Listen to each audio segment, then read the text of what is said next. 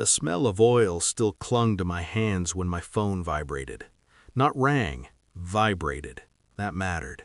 Unknown numbers vibrate. Familiar voices ring. I didn't answer. Across the workshop, the lathe hummed like a restrained animal.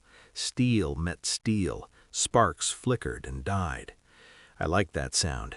It meant control, precision, things behaving exactly as expected.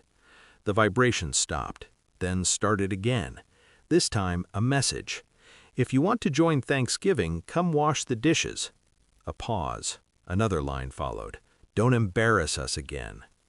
I stared at the screen until it dimmed. My reflection surfaced, older than I remembered, thinner, still steady. I typed one word, enjoy. I put the phone face down on the bench. The metal beneath it was cold, honest. 10 minutes later, it vibrated again, then again, then again. I didn't look. I already knew this wasn't about Thanksgiving. It never is. This was about reminding me where they thought I belonged, and about what they believed they had already taken from me. 3 weeks earlier, my daughter walked into this same workshop like a stranger wearing her face. She didn't look at the machines, didn't smell the oil, didn't ask how my back was holding up. Her husband did the talking. He placed an envelope on my workbench, white, heavy, deliberate. Here's your termination letter, he said, smiling like it was a favor. I hadn't been terminated from anything in 40 years. My name was on the building, on the permits, on the tools.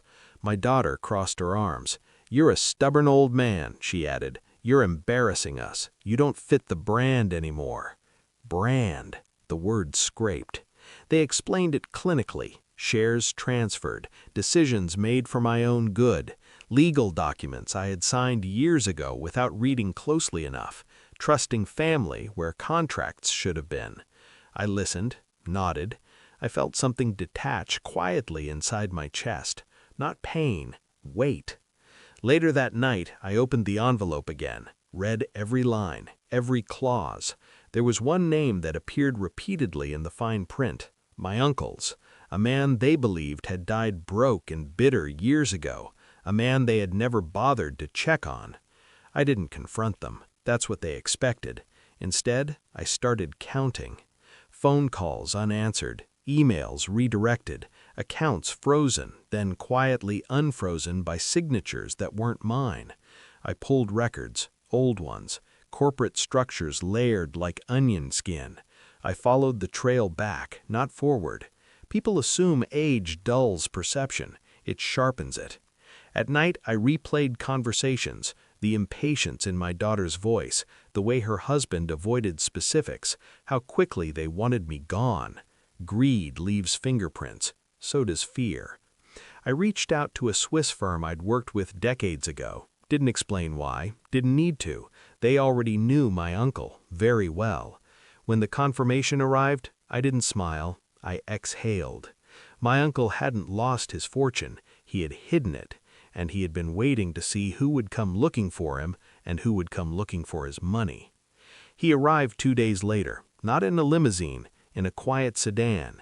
He walked through my workshop, touched the machines, nodded once.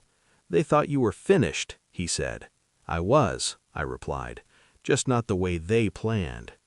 The evidence came neatly bound, ownership transfers reversed, emergency injunctions filed, a private trust revealed. $500 million doesn't shout, it whispers.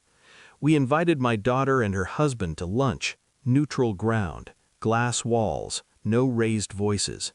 I slid a single folder across the table. "Read," I said.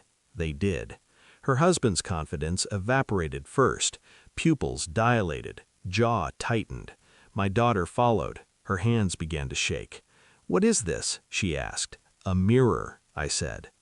They had leveraged my removal to secure loans, personal ones, risky ones, assumed the old man had no allies left.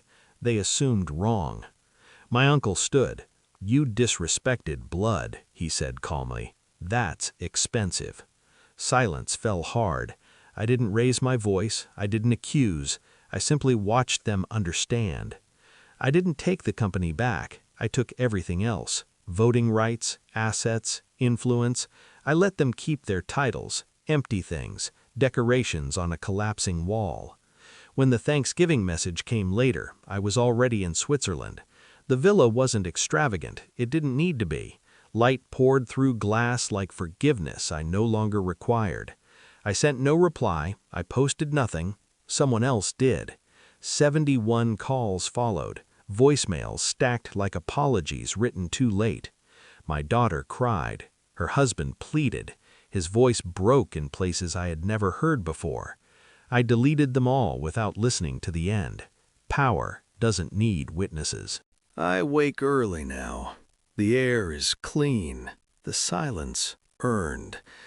I think about the workshop sometimes, the smell of oil, the hum of machines, the man I was before I confused loyalty with safety. I don't hate them. That would require effort. They taught me something valuable in the end, something worth far more than money. Never build your future inside someone else's assumptions. I didn't crush them. I let them see themselves clearly. And then I walked away.